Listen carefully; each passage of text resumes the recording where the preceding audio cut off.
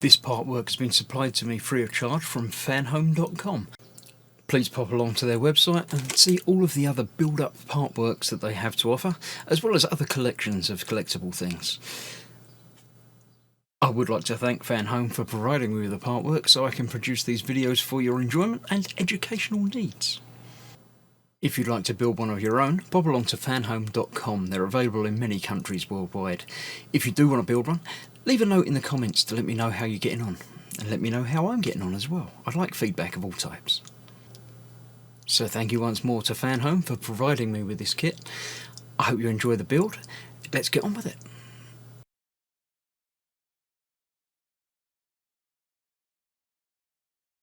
Hello, I'm Chris, this is Gross Models. Welcome to issue 15 of Fast and Furious, Build the Legendary Dodge Charger RT from Fanhome. This issue we're not doing anything with the big main assembly of the car. We're still working on the engine. I've got the air manifold intake thing, the first bit we built I think. And obviously what we've been working on last time, and all the parts that come today. Lots of bits. All plastic, I think. These might be metal. I can't quite tell. I don't want to try bending or anything, because obviously that would ruin them. But they might well be metal. They feel quite substantial. So there might be some metal staples, but apart from that, all of this is plastic, which is fine. It's all nice and shiny. It looks good. So let's have a look into the magazine and see what's what first. As ever, we'll have a look through the first couple of pages, and then we'll go and do the build. So we've got Race Wars. It's about Race Wars. Yeah, that's where I did some racing. It's all good. Yeah. I don't know. I don't know who Reggie Lee is. There we go. It's all about Race Wars for the first thing. The Dodge main plant, that's quite cool. 1910, Dodge main plant was the most important production factory in the early years, where they built a lot of the Dodge cars, obviously. Right, pieces for this stage. We've got, this is the inlet manifold and the air intake of the Supercharger.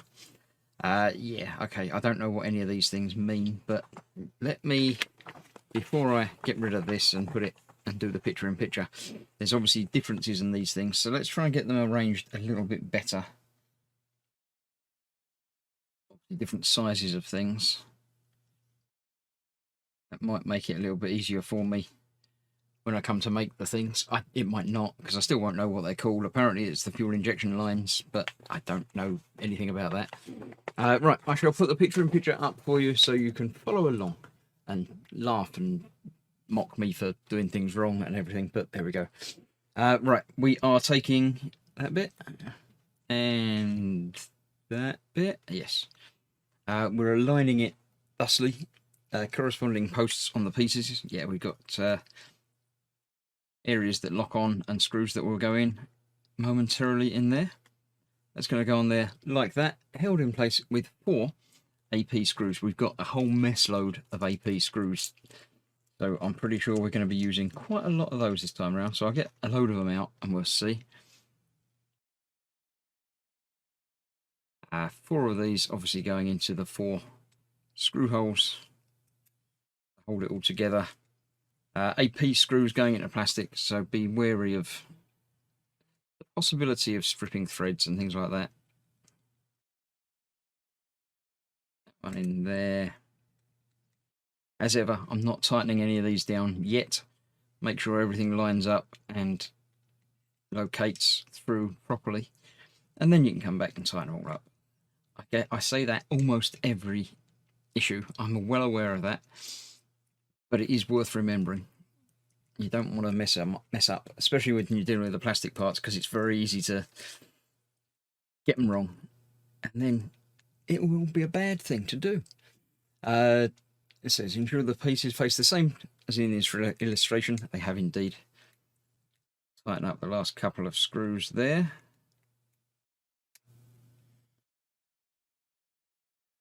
That one and the last one there. Good.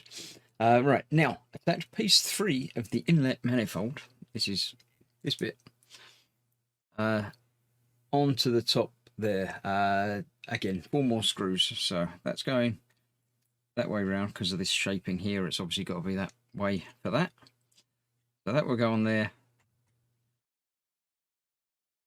like that. 4 more screws, obviously, yep. Holding those in there. Although these parts are plastic, the weight of the screws is going to make it heavier. Using so many screws to hold all these bits together. Right, I'm assuming that this is, say, a fairly accurate representation of an engine. I don't know engines. I would guess if they're going to this effort of making these parts like this, then it's going to be accurate to the real thing, rather than just making them like this for a laugh. Let's do this, right. So now we have to start taking other things. Oh no, this is going onto the engine block. I thought it was going onto the air intake, but it isn't yet. We've got to take that apart very shortly. Now, certain people are going to enjoy taking that apart because they enjoyed putting it together and didn't break them at all when they were putting them together. So yeah, when we come to taking this part apart, I know some people are going to be very, very happy about doing that. So we're taking that. We're taking this from before. That's going in. Oh, there quite easily. Sitting on there like that. With that way, yep, that's the correct way up. 2 of those are not going down. Oh, they are. Just have to push it a little bit harder. That's going on there. Then we need some different screws, the CM screws, because these are obviously going onto metal. So I'll leave one in that packet there. These are going into, well, into the screw holes there. You can see there's only, it's the 4 posts that we've just pushed it over the top of. It's twiddling round. It's twiddling around the end. That on there. Now the difference between the CM and the CP screws is basically seems to be the sharpness of the thread. The CM have a very shallow angle to the thread. The P ones are a lot deeper. So you have to turn the CM screws more to move them down the same amount, as it were. Obviously, because metal can have a sharper cut to the angle, or rather a shallower cut, because it's the threads can be closer together. Whereas if you did that with the plastic, it would break and not be good. This engine is getting quite big. I mean, it's obviously 1/8 scale, so it's going to be quite big. So yeah, that's gone on there quite nicely like that. Right, now we're doing another thing with the other bits. We're putting that on there. Does that have a way up? No, it looks the same either way up. So I'll go on that way round or that way round. We're using AP screws for that again. Going in from the front here, yep.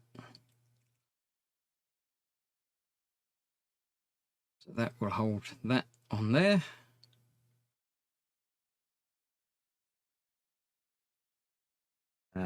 Yes, this is the supercharger, apparently.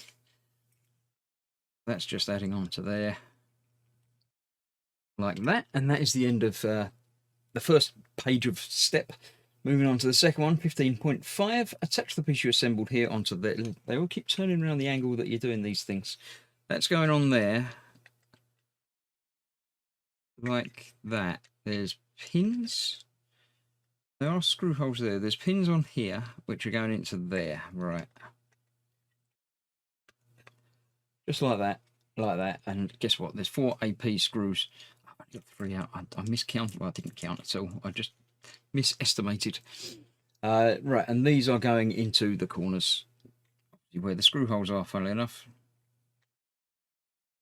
That one in there. Another one. Do the opposite ones. Still lined up. Yes, it is. Now this, again, not being bodywork, I'm not wearing my shiny glove. What I will do with this, as with all the other part works that have got shiny parts to them, basically at the end of the month's delivery, when I've finished all the building and I come to put it away until the next delivery turns up, I basically give it all a wipe down, to remove any fingerprints like that one that I've just left on there. So it's not sitting there with the acids from the skin eating into the chrome plating and things like that. Just basically give it a polish over, tidy it up, and then it goes back in the box and out the way.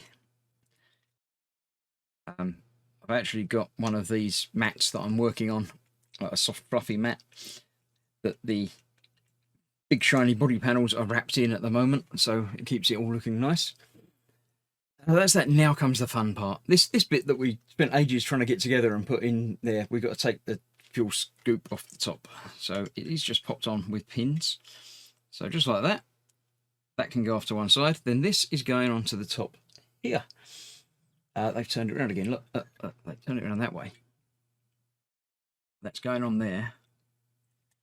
Like that. Oh. Now you need to take that off because there's two screws that hold that in place. Again, AP screws. I didn't get nearly enough out. So that's those there. And that's going into there. And yeah. Why's that not gone in there? What? Is that not going in there? Oh, I'm not fully down, that's why.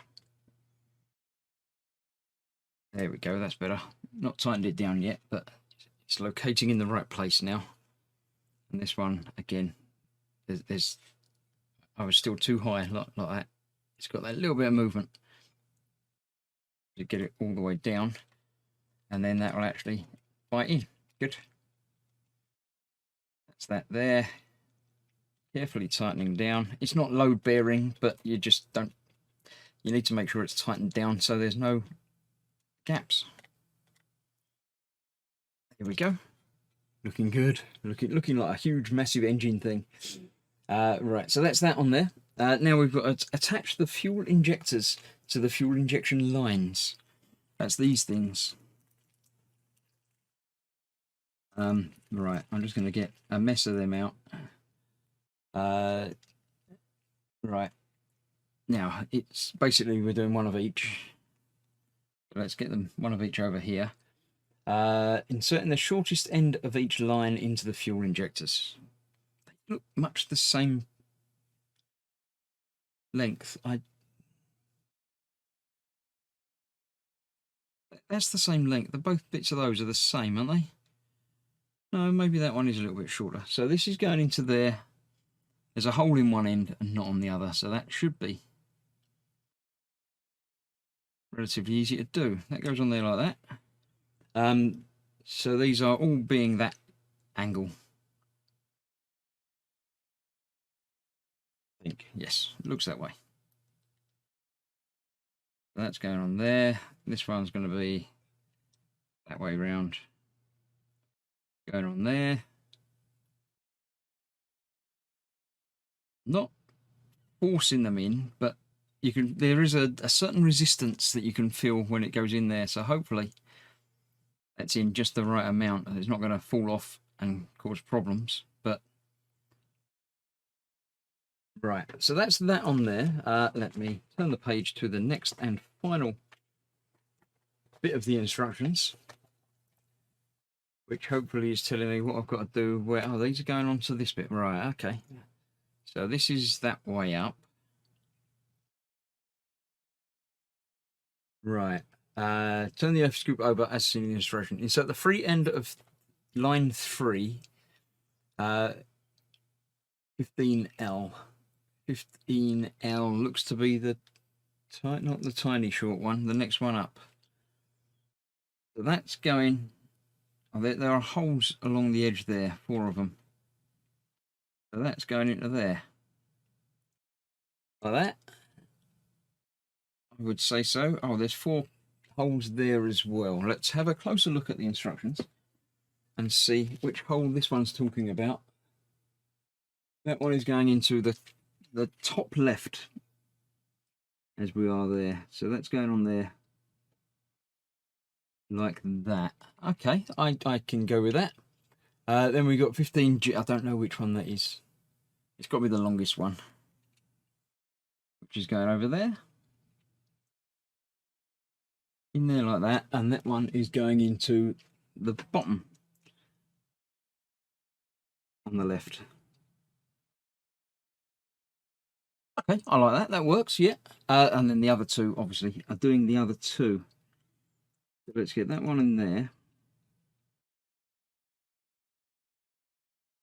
Then that's going into the bottom.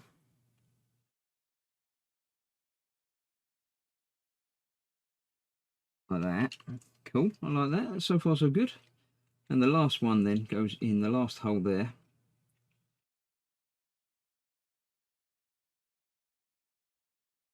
And into the last hole on there as well. So yeah, we got little tubes and pipes and things. All very good. Right, I've got to do that at the other side, and then that will be finished. I'm not going to film doing that because it's just doing that again. I'll get that done, and then we'll come back and see how it looks when it's completed. Right, that's all of those put in there, all looking good, doing the job. And obviously from the other side, it goes like that. It's going to go on there a bit like that, and that. So all nice little chrome and metallic and fingerprints. So that is that at the moment. That's that completed.